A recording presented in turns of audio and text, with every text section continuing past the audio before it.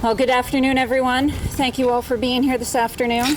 I'm Melanie Loisem, Commissioner of the Maine Department of Environmental Protection, speaking today on behalf of the Unified Command, which includes our partners from U.S. Department of Defense, the Navy, and the U.S. Coast Guard, the U.S. Environmental Protection Agency, the Maine Emergency Management Agency, the Department of Health and Human Services, the Department of Marine Resources, the Town of Brunswick, and the Mid-Coast Regional Redevelopment Authority.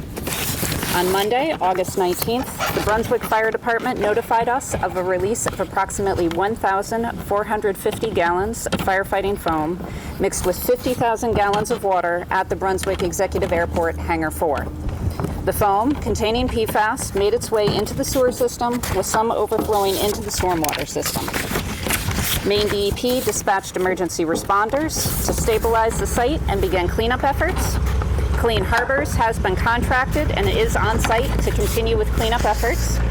Additionally, our Division of Technical Services is actively evaluating the impact on nearby private wells, while our Division of Remediation is coordinating with federal partners to manage this incident.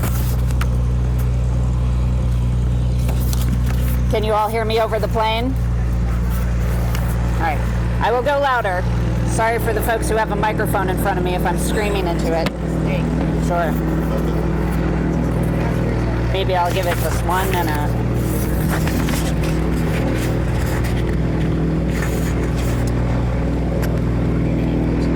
So we are coordinating with our federal partners to manage this incident as part of an ongoing federal cleanup that was already occurring at the site. We have collected initial samples to assess environmental impact, and we're expediting the analysis to receive results of those samples by this Friday. While previous data does not conclusively link contamination to nearby wells, we are developing a sampling plan to further investigate and ensure the safety of the community. In the meantime, we are closely monitoring the situation in collaboration with all involved agencies. The Maine CDC has provided clear guidance to avoid contact with the foam in the affected waterways and advised against fishing in specific areas on the former Brunswick Naval Air Station until further notice. So with that, I would like to thank everybody who is joining me today. I have representatives from the various agencies that are involved in Unified Command. We'll attempt to answer your questions today. There may be some questions that we're not going to have concrete answers to yet. We'll be taking note of those questions. We'll be providing ongoing information as it becomes available to us. So stay tuned as we get sampling results and as information continues to come in. But with that, I'm going to try to manage questions and figure out who amongst all of us up here might be able to answer those for you. One thing, this morning on our morning show, I run the local radio station here, did an extensive interview with Suzanne Johnson, who's an attorney and who's long been involved in this and has thrown up a lot of warnings over the years that something like this could happen. And this whole matter of the past couple of days has been commonly referred to as a cleanup. She took exception to that description, saying that a cleanup is not really the appropriate term because you've got all this material out in the atmosphere that can never be cleaned up. I'm just wondering what your thoughts are on that. Sure, and I think probably what you're referring to is the PFAS contamination. Yes. Has been referred to as forever chemicals. Yes. There is not an easy solution to removing it from the environment. So what has been ongoing is removal of as much of the foam as possible, so to reduce any kind of additive contamination on the site. We already knew that there was PFAS here from historic operations. There is international work happening to try to identify ways to remove PFAS from areas where soil and groundwater is contaminated. In the absence of having good, easy solutions to doing that, at this time, what we focus on everywhere here in Maine and across the country is on reducing exposure. So where we can identify the PFAS is present, we do what we can to prevent people from being exposed to that PFAS, whether that's through drinking water treatment, public water supplies, limiting contact with contaminated soil. So we identify exposure routes and try to prevent that exposure from occurring. But the bottom line, it's fair to say that in spite of your best efforts now, this could be an ongoing item of concern for some time to come here. We would expect that this has potentially increased the amount of PFAS that is present on the site, which was a matter of ongoing federal investigation before the incident happened. Fortunately, we already have a lot of information about the concentrations that were on the site, so in many cases we should be able to see if this has caused an increase in those levels in previously sampled areas. And just one other thing, we hear a lot of warnings about PFAS present in all kinds of household products, but this is a significantly greater threat out here, is it not? Higher concentration? In terms of a public health threat, so AFFF, the firefighting foam, definitely has a higher concentration of PFAS in it than your average consumer product. Yeah. However, you are interacting with your consumer products every day. I would suggest that you do not go out and touch this foam, right? So your average person shouldn't be coming in contact with the foam. So your risk from exposure from this foam release is potentially much smaller than it is from exposures to other everyday products that you might come in contact with. How many crews do you have working? Did it start on Monday? Are they working around the clock? Like all the trucks that are draining stuff out? And also, do you expect you to be able to drain the water down in the drains and in the pond itself? Maybe contaminated now? Sure. I think I'm going to kick that one over to the Director of Response Services, Chris Hopper, who might be able to provide you with a better answer to that. Thank you, Commissioner. Please repeat the question. Sure. Actually, I'm going to ask you to repeat the question, sir, please. Okay. I just want to know how many crews you have working. Did it start like on Monday? Are they working around the clock? And also, when you have to drain the drainage system and the ponds that are nearby that may be contaminated. Okay. So the call, the release initially happened at 5:30 in the morning, and so the fire chief and the town were quick to notify us. Our first responders were here after grabbing some gear and getting on the road at approximately 8:30, and so we started taking action at that point to assess. And so in coordination with MRRA, we have contractors with Clean Harbors, and so they've provided personnel. So we've got probably 10 to 15 personnel initially working on this. It's not round-the-clock operations, but they are pretty much daylight operations. So they've been some pretty significant long hours doing that, and so focus shifted a little initially. We knew about the presence of foam, so that assessing piece was looking where foam was apparent, and then taking a look at doing something about that. And so the focus then became on the hangar once there was no visible foam presence, and then we took a look at the retention ponds as you've mentioned and gone through it. There's not a plan to drain those completely, and there's continual flow of water that comes in there. It's just not.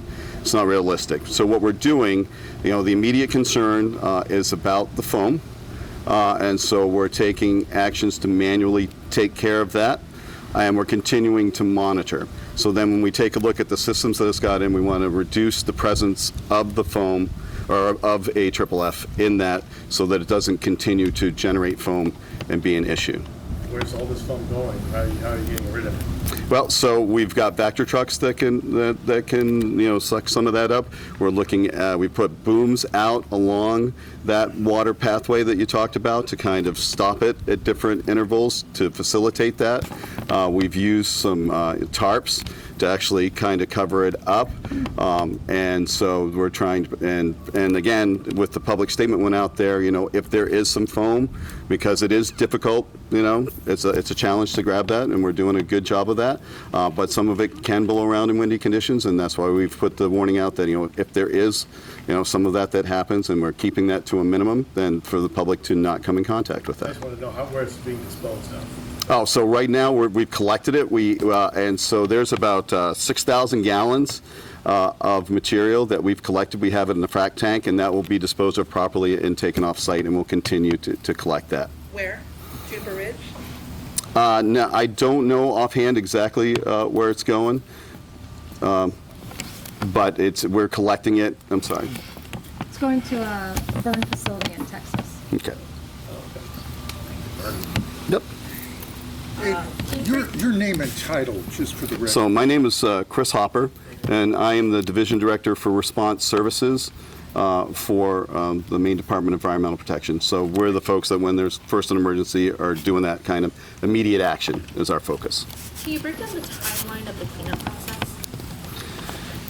Well, like I said, we had people here at 8:30 in the morning, and so basically we're running up until dark. We've run, we've had cleanup operations going. Well, we've had mitigation operations going on. Okay, and we're sensitive to that. We understand that it's not a cleanup, but we're doing our best to make sure that that foam isn't out there, people coming in contact with it, and then we'll take a look at some of the other surfaces that it needs to be cleaned up from. So we're going to continue to operate until we feel satisfied that that's been taken care of.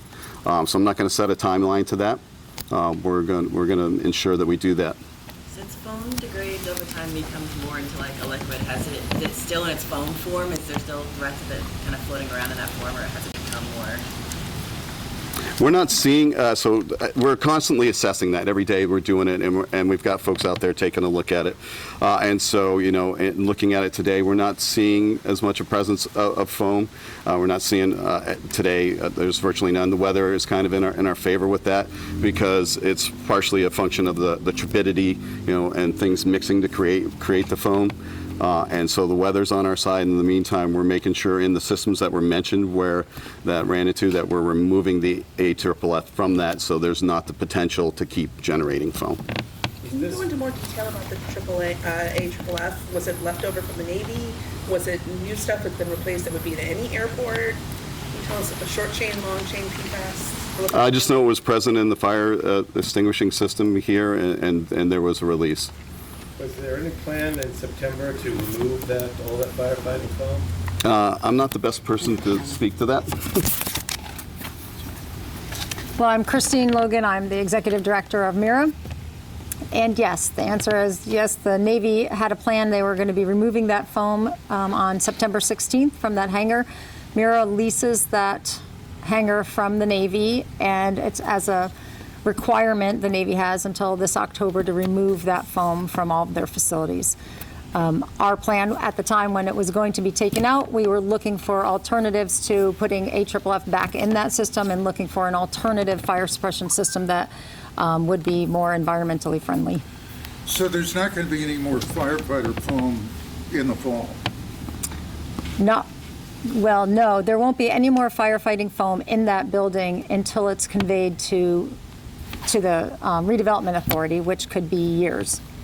You would bring back firefighter foam? Well, we're trying not to bring back the firefighting foam. We're looking for alternatives. At this time, there are requirements by code to have a firefighting system, a foam system in there, which is the AFFF. So by code, we do have that in our hangars. That's National Firefighter Protective Association code, I believe. NFPA's recommendations, Yeah. yes. And we've heard a couple different stories on that. We've heard that the NFPA code requires the firefighting foam, at least for now. We've also heard that there have been active conversations among some people, some citizens groups, maybe with MRRA, about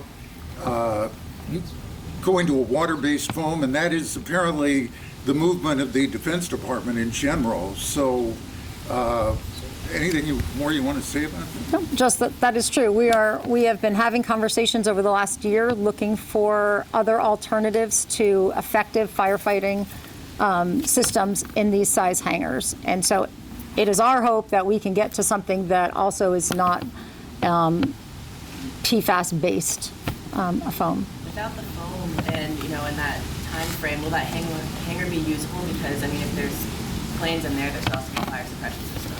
So the plan in the interim between when the foam was going to be taken out and we could find something else to be put back in, the tenant in there was going to need to defuel and then bring the planes in, and then when they were going to fly them, they'd bring them out and fuel them up. Do you know how this happened? A faulty message in the system. How often is the system tested? Oh, we do yearly testing on the devices and quarterly flow testing. When was the last time those tests were done? Eric, when was, I don't know when the last time, the last quarter? A year ago. And that's MRRA's responsibility to do the testing? Yes, it is. And there was no problem with the last test? There's no problems with we've had clean tests. How many times has AFFF been discharged accidentally since, MRRA took over the facilities? We had one other discharge that I'm aware of back in 2019, and that was during a test of the system. So we purposely set off the system that was required for the test, and one of the drains they were supposed to plug all the drains, and one of them was left open, and so that allowed some of the AFFF to escape. But that was in the, more like tens of gallons than how much we have now, and that was collected. No, that was in Hangar 4. There was one in 2012, was there not? I believe so. It was before my time. I'm not sure. I could get some information on that, though. So in terms of responsibility, has the Navy talked about, the next steps for getting the rest of the AFFF away from the premises? They are still planning on coming on the 16th to remove whatever's left and do any cleanup on the removal. What about the foam in Hangar 6? Is there going to be a process to eventually remove that? We hope so. At the time, it is what's required for us to have and use that and occupy those hangars there and Hangar 5. But again, we are actively having conversations looking for alternative options for fire suppression. So how much foam do you still have on site? We had about 9,000 gallons altogether, and I think we probably now have 9,000 minus 1,450. Who's going to pay for the cleanup? It is MRRA's responsibility to pay for the cleanup, but we anticipate it being in the millions, so we are looking for funding sources to help us do that. What kind of funding sources? Well, we're looking at, we've tapped into the FAA to see if there's any funding there. We've looked at DEP as well as EPA. We've reached out to our delegation partners to see if there's anything at the federal level that might be able to help us with funding. Seems like everyone's on city water, I believe, around here. Is there anyone with well water in the area that is concerned? I could let somebody else. There's nobody on the landing that gets their drinking water from wells. But I don't know if anybody wants to talk about testing wells. Saying downstream there are some. Sure. There are some private wells to the east of the site.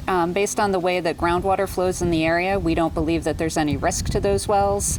There is a series of groundwater extraction wells already on site as part of the ongoing remediation project to intercept any groundwater from the site. But we will be doing some sampling from some of those homes that we've worked with in the past just to ensure that we don't see any impact. The rate of groundwater movement into that area would take a matter of weeks, so it would take quite a long time. So we will be working with those homeowners to identify some locations that we think might be representative. So if there was any kind of migration, those would be the locations we would expect to see at first, just in case. But we really do not think that there's going to be any risk to that area. Yeah, roughly how much you expect to be able to recover of this firefighting foam? Is it, a fourth, a half? What do you hope for? I think it would be difficult to estimate the quantities. I mean, as was mentioned, it was about 50,000 gallons of water that went with the foam, which significantly dilutes it. A lot of it has probably already moved through the system. So the primary focus is going to be, as said, making sure that there isn't some sort of residue that continues to actually create the foamy substance. Will you be testing in the Androscoggin and Harpswell Cove? We have been testing in those areas already as part of our monitoring, recognizing that this was a site that could potentially have contributed to levels in fish tissue in that area. And it's certainly an area that has a lot of interest for shellfishing as well. So we will be taking additional samples as part of our ongoing fish studies and river studies that we do in the area. Is that interrupting any of the shellfishing going on right now? Have they been advised to not get any of the shellfish clams because of that? I believe that the areas that we think might have been connected to any of the discharge are already closed. Does the water treatment plant have something to get rid of PFAS like some homeowners request? separate systems? They do not. There's only one facility in the state that is currently working on trying to install PFAS treatment as part of their ongoing operations. So that is something that many of the wastewater treatment plants in Maine are very interested in. It's extremely expensive. So we're talking about tens of millions of dollars per facility to install PFAS treatment.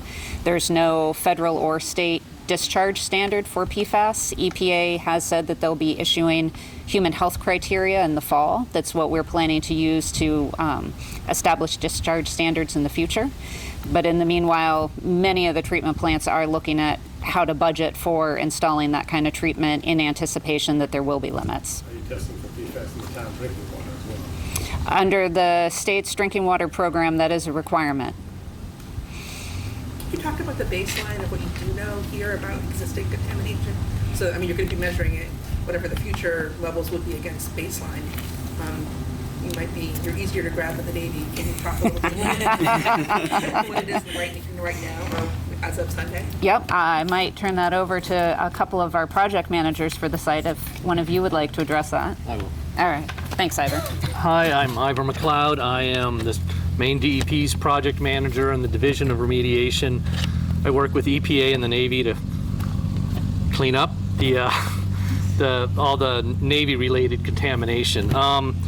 We started sampling for PFAS around 2009 here, but really got into high gear with it about 2015-16. Groundwater varies, the PFAS in the groundwater.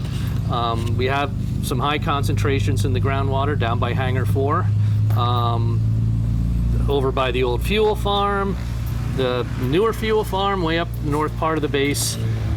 Thousands of parts per trillion in the groundwater in various areas. We do all the new housing that's going in over there.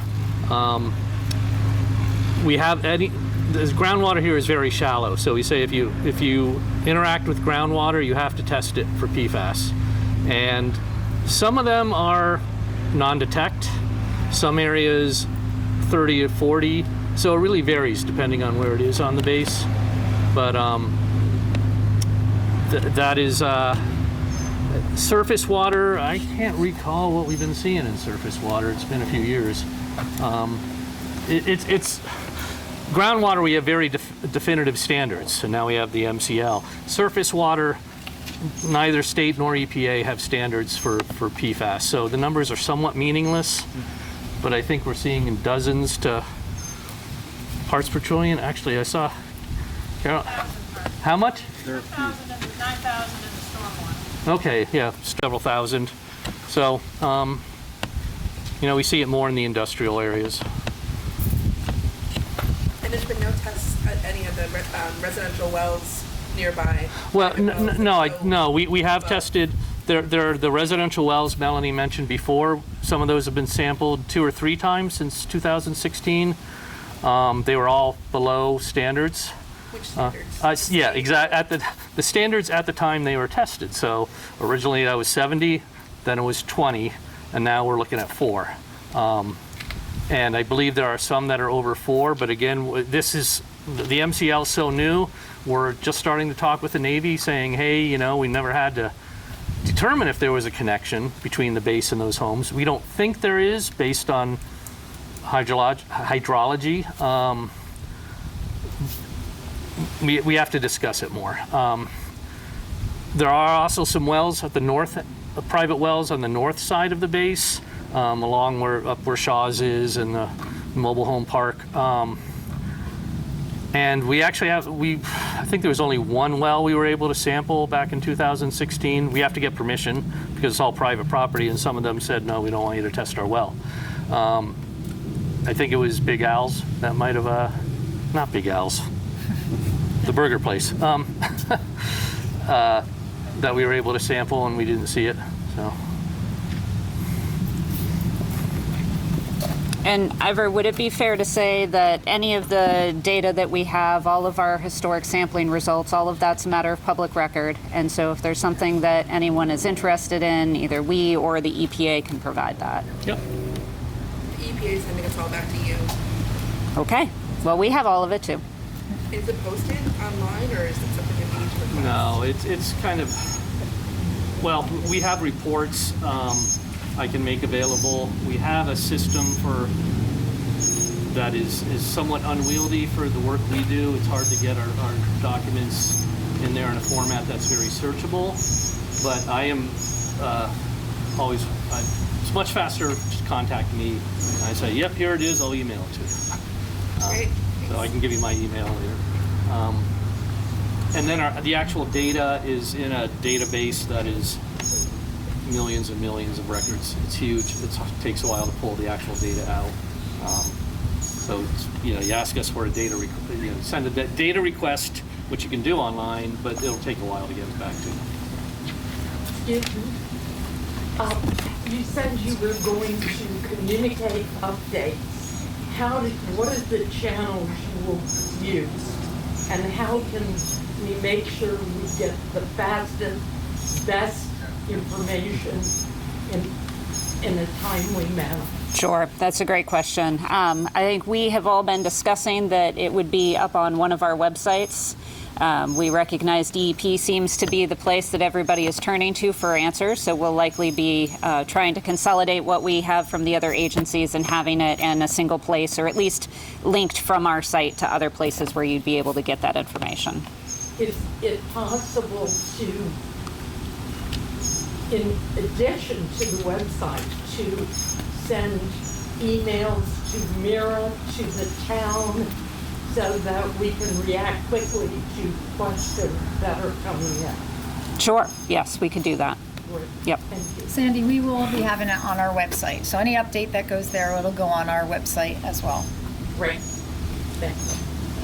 Question concerning MRRA. I was talking to Professor David Page about the situation.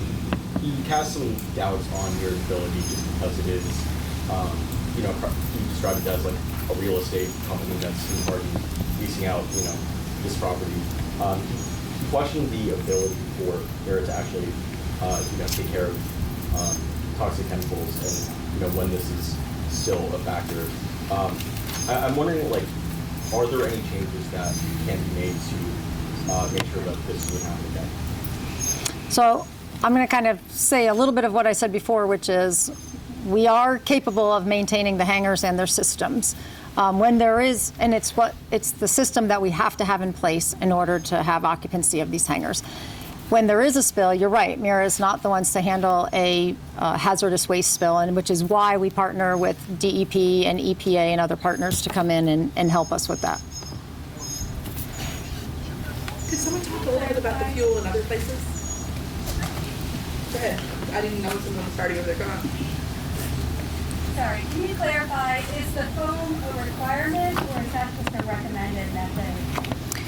It's required. So it's a recommendation from the National Fire, NFPA, National Fire Protection Agency, and that recommendation is adopted by the town of Brunswick as their code, and that's what we have to follow, is that code. That's a state mandate too, though, is it not?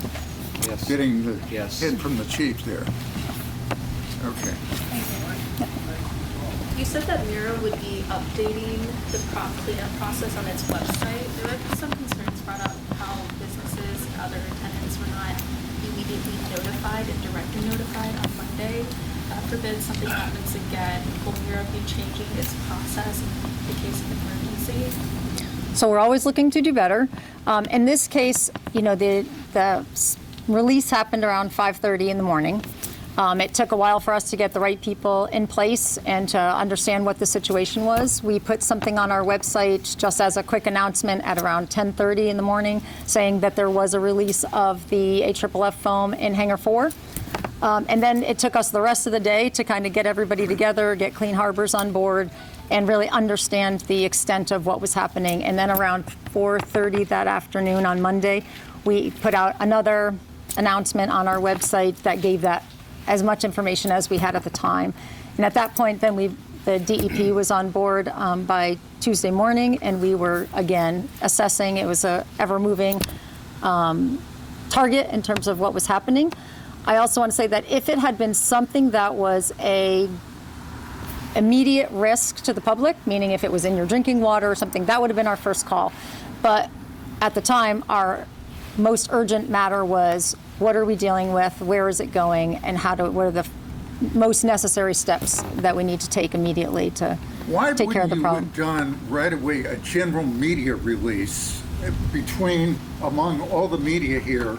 We would reach pretty quickly a good part of the state.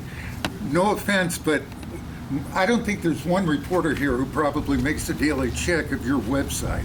But if you were to do a general email release, the word would have gotten out much quicker. And I will take that into consideration, and we can certainly do that for another time. I would think, with all due respect, I think that would be a gimme, Christine. I mean, that should be pretty basic. Does MRRA have direct contact info for the local businesses? Yeah, well, we have a distribution email for most people on the landing who want to be on that distribution list. So it's an opt-in system. What is the succinct message to Brunswick residents who are worried about the public water supply? Hello, I'm Amy LaChance. I'm the Drinking Water Program Manager for the Maine CDC, and I oversee the public drinking water in the state.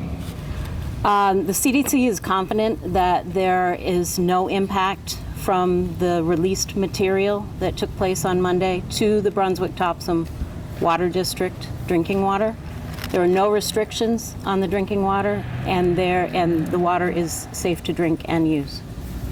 Now, what about in a couple weeks? I think that's what, are you confident that there will be no impact period? So there is no direct pathway through the groundwater for the spill area to reach the Jordan Avenue well field, which is one of the sources of drinking water for the Brunswick-Topsom Water District. That well field was not in operation on Monday, has not been in operation since that time. They were utilizing a well field that is distant from this area and will continue to use it. Out of an abundance of caution, we will make sure that that well field is not put back into operation until such time that we have investigated further and have samples that meet all regulatory standards. So when you suggest that they discontinue, or the district discontinued use of that well, they had discontinued it? Well, you can maybe ask the general manager, but all I know is it was not in use on Monday at any time and has not been in use since that time. So. What's the name of that well field again? I'm sorry, I missed it. Jordan Avenue well field. Thank you. Commissioner, could you talk a little bit about the fuel, the AAA or AFFF in other places in Maine, and if this changes how it will be used, stored, tested, anything like that? Sure. So there was a change to Maine statute a couple of years ago. So things that were added to Maine's law are that if there is a release of AFFF anywhere in the state, DEP is required to be notified within 24 hours, that there can be no intentional release for testing or training purposes. So if, for instance, one of these systems is going to be tested and any of the foam needs to be released from the system, all of that needs to be contained and properly disposed of, not released to a wastewater treatment system, for example. There is a prohibition on the sale and distribution of new supplies of AFFF unless it is required by some type of federal requirement. So, for example, if there are military planes and ships that, as part of their federal specifications for that equipment, are required to have the PFAS foam to meet those specifications, that is allowed under law. They can buy that material. But otherwise, no one could buy new stocks of PFAS containing AFFF. The remaining stocks in state, we attempted to do a survey of around 2019, 2020. We sent out, in coordination with Maine Emergency Management Agency, a survey to all of the fire departments, asking them to report to us what they had in stock. We've also notified them all that they should be very careful about storage. there has been discussion about whether or not to do a collection and destruction program. Some other states have been doing that over the last several years. Until recently, the only destruction option that was available was incineration, which is basically just moving our public health concern potentially to some other region of the country. And so at the time, we recommended continuing to safely store the materials, only use them when absolutely necessary. And we are now getting estimates from the state of New Hampshire. They're doing a collection and destruction program. My understanding is they're only doing about 10,000 gallons, and those are being sent to a facility in Ohio that does supercritical water oxidation. So our previous estimate in 2020-ish about the cost to incinerate all of Maine's stocks of AFFF was about $2 million. Supercritical water oxidation is going to be an incredibly expensive way to manage those waste materials. I could ballpark what I think the total statewide cost would be, but we are working on getting that estimate because I expect that as a result of this incident, there will probably be significant interest in discussing whether or not to pursue a collection and destruction program in the future. Is the facility in Texas, is that an incineration, or how are they doing that? I just know it's an incineration center. I'm not sure exactly the details. Are there other AFFF fire systems at various other hangars across the state, or is this a special case? I believe that there probably are. I mean, we have other military airports as well in the state. So there is potentially other material being stored in locations also as well at like the oil terminal facilities.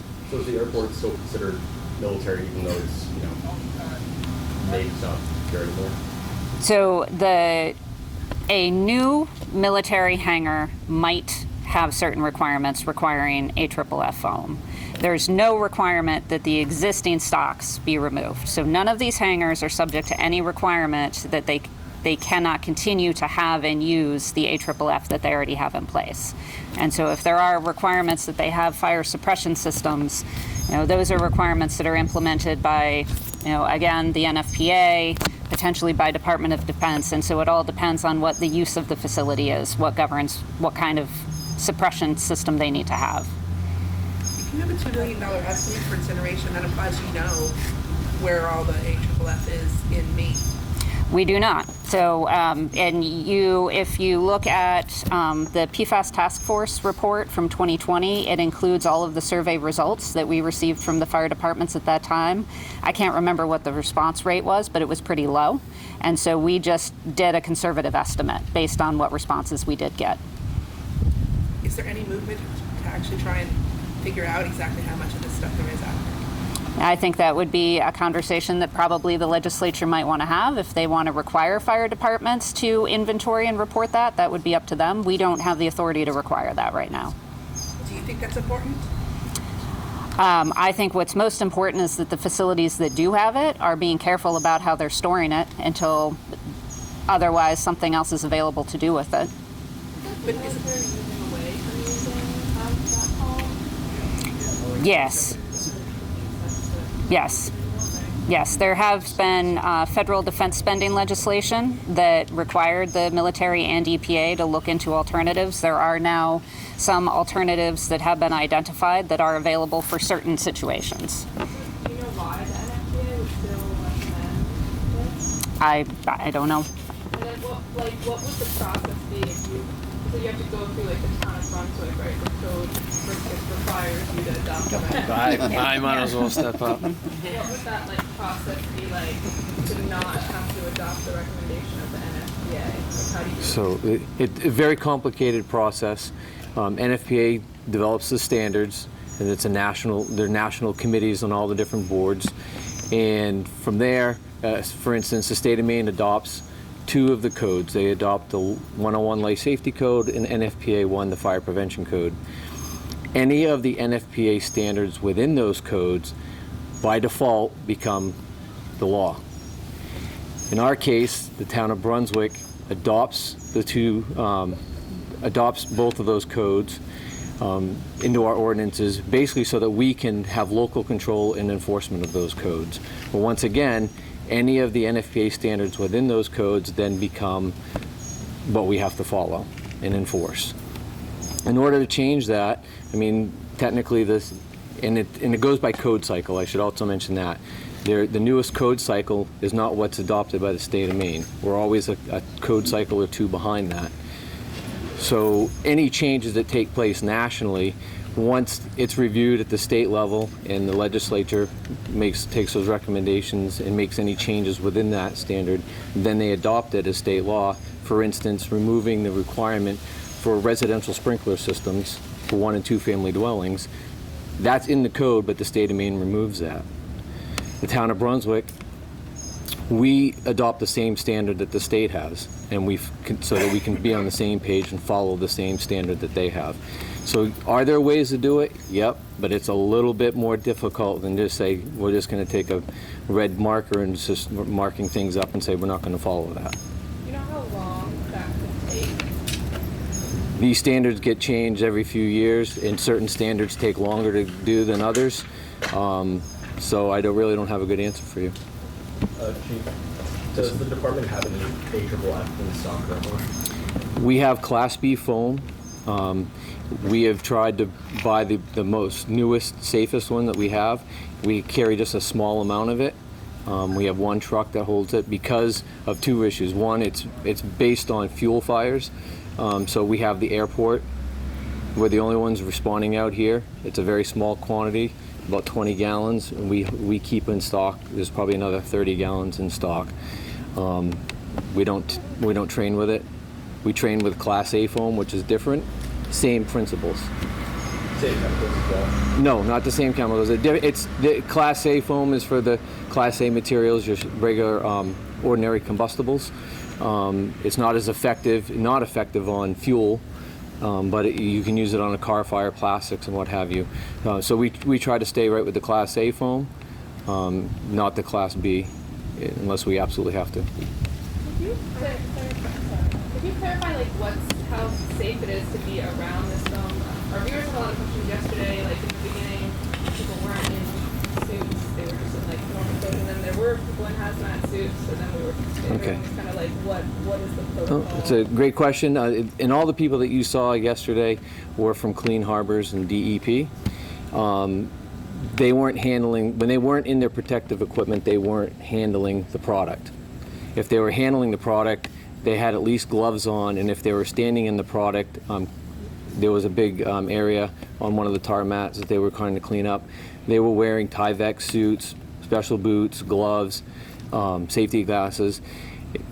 If you're not in the actual foam, say for firefighting when we're working in the hangar, or if we were trying to apply it to a fire, we're wearing a respirator for respiratory protection because it's a misted situation.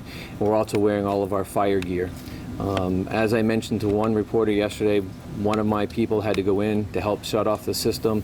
All of his gear was rinsed at the scene. When he returned to the station, all of his gear was decontaminated through our process, as well as he took a shower prior to moving on with his shift. Chief, you mentioned you're wearing a respirator. Is there any concern about the foam with it going airborne when it's breaking down? Not so well. I'm going to turn that to the CDC because they have a much better take on it. I have another question. So the foam was literally flying through the air, near the Armada offices over there, and there are people in that area every day. So I think my question more so is if you were a civilian and you saw the foam on Monday, is it dangerous to if you touched it on accident, or you saw it? I think we'll turn We're going to turn it all over to the CDC. And then I think we'll let Dr. Smith answer that question, and then we are going to try to wrap it up. And so appreciate everybody coming, and I think the one woman in front has been trying to get a question in, so if we could let Dr. Smith address these, and then we'll take yours, and then we'll call it a day. Sure. Thank you. Andrew Smith, I'm the state toxicologist at the Maine Center for Disease Control, here in support of the Incident Command System. We have been working with our colleagues and consulting with our colleagues at the U.S. Agency for Toxic Substance and Disease Registry, as well as the National Institutes for Occupational Safety and Health, on the question of potential for inhalation exposure. First and foremost, if you've heard others say, the primary emphasis is control of the foam and getting rid of the foam, and that's something that they're working aggressively on to do. So that's the primary thing. The other primary thing is don't contact the foam. And I think what we could add to that is, to the extent you can, avoid areas where the foam is. And here's what the current thinking is about the potential pathway for inhalation exposure from foam. You've all seen the videos out of the foam in the air. We can understand why that's concerning to people. What we're wondering about is, as that happens, you can actually potentially form an aerosol, small droplets. It's a small droplets that you can inhale. Droplets are big, they're not going to travel far. So again, it's proximity. So the key issue is avoid the foam, contacting it, avoid being in close proximity to the foam to the extent you can. And then we are working with our colleagues to try to understand this potential inhalation pathway and whether it's significant or not for people who happen to be in close proximity to the foam while it was being sort of distributed through the wind. And as soon as we learn more, we'll certainly share that information. We talk a lot about the code and the type of foam fire suppression, but what happened when the Navy left in terms of looking at the amount that was stored in hangars 4 and 6, and whether that was needed for a small airport such as we have now with the Brunswick Executive Airport? So the foam that, when the Navy left, yes, when they turned the hangars over, the foam came with it because it's part of the systems that allow us to occupy those hangars. In terms of how much amount is needed, usually you need enough to put out the fire, and then there's a backup source that you need to have within a certain amount of time. I think it's 24 hours that you have to have that source back in there. So there is some of the hangars have a backup tank. We have been able to, like Hangar 7, which is this one right here, the NFPA code did change for that about a year ago, where they didn't recommend for that size hangar to have a foam system. So we were able to shut that down. So if anything else changed, we would be able to change what we have in our hangars. But we didn't really reduce the amount.